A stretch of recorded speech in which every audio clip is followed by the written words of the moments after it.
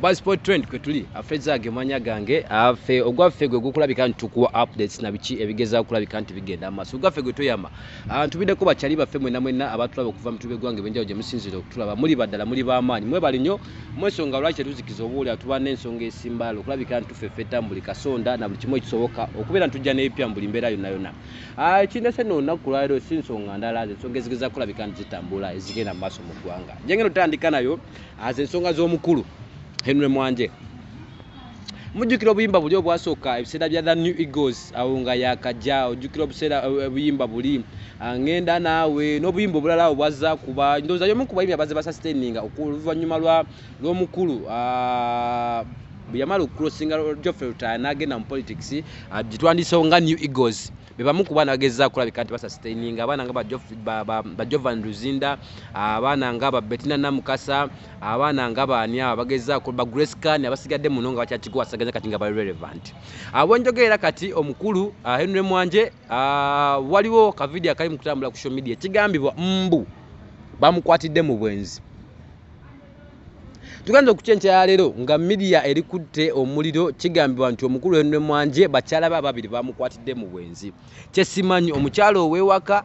ye yakutte gwe bakutte oba omukyalo omulala ow'ebbali ye yakutte Henry Mwanje n'omukyalo oli omulala kigambibwa nti omukulu ono byonna bwe bituukiddewo kati abakyala bano baluse ne ku point erwana ng'omukulu aleero ali mu kuwaga buwazi agamba nti yooyo kuba Henry Mwanje nga buli akaviira kwe kali mu kutambula yabadde ali mu mmotoka n'omukyala nga balinako ebbali we bapaakinze bino omukyala ebyamuguddemu kigambibwa before okutuuka embola emmotoka eyo yabadde epaakinze omukulu yabadde alimbye omukyalo nti alina ebimu byagenda okukwasaganya alina issues zagenza okukwasaganya nga omumanyi obukodi bw'abayimbi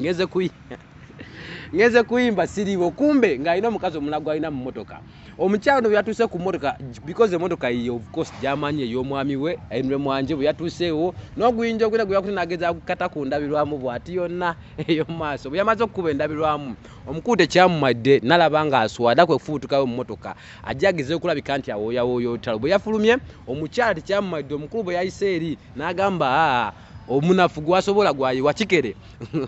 gwasobola gwayikiriza n'alyoka akwata omukyala ne beevulungula ebigo ne beevulungula ne beekuba bangi bavudde buli omu n'endowooza ye abamu ne bacriticinga ne bagamba ezo stanti ne bagamba Henry Mwanje wakoze kakodyo kuno kati kagenda kukola abaffe twebuuza bino bwe bijjidde nga mu system y'emu ba mu nkola y'emu nakamala okuwa amawulire g'omukulu opafambo bwe bamukwata n'omukyala still amabega kawo waliwo omukulu omu yamukwatira mu maka ge ng'alina mukyala we abanamu ne bava ne bagamba naye yakoze stanti bw'abadde bubaddi alina byabadde ayagala kuyisaawo kiti ekimu tulina n'ensonga ezibadde zitambula ez'omukulu ono nyini bakyala omwagalwa w'abangi nga kigambibwa nti naye abadde ali musagazi ezimu nga lwanagana n'abakyala teri mulala gwenjogerako ye Bruno K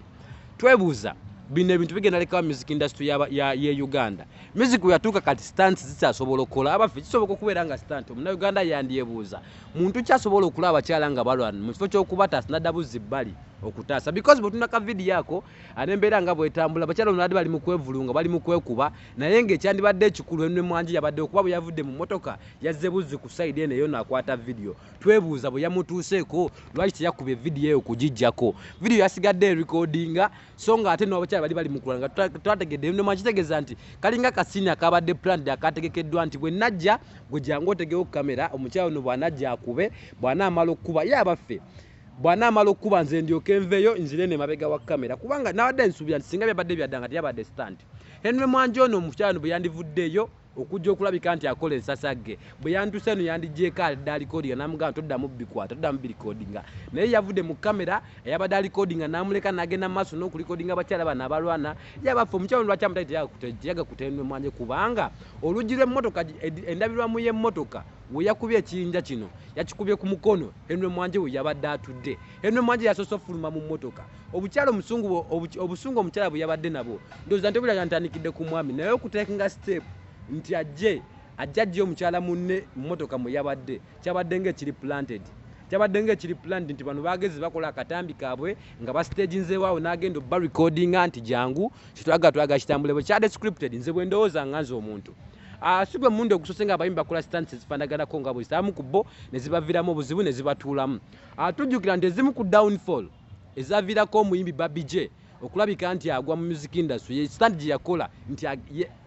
yaplotinga ekintu ali mu kukozesa omukazi ng'ali mu mmotoka paka nakakyawo na career ye babijja akyalemedde okulabika nti adde engulu so ebimu ku ebifaanaganako nga bitukomyawo nti however much enne Mwanje muyimbi ali awo ow'amaanyi but abadde agezezza okulabika nti ayimirira nga ye okwekwasaganya mu ndongo n'omuziki omutindo gw'abadde ayina bw'aba atandise obubadi buno kigenda kuzza music industry ya Uganda awo tuli Freds agemanya gange bagiyita Buzzsport Trend kwe tuli gwange ndogwa kuwa updates n'ebyo byonna bigeza okulabika nti bitambula mu music industry nebaza abaana okuva e Dubai abatulaba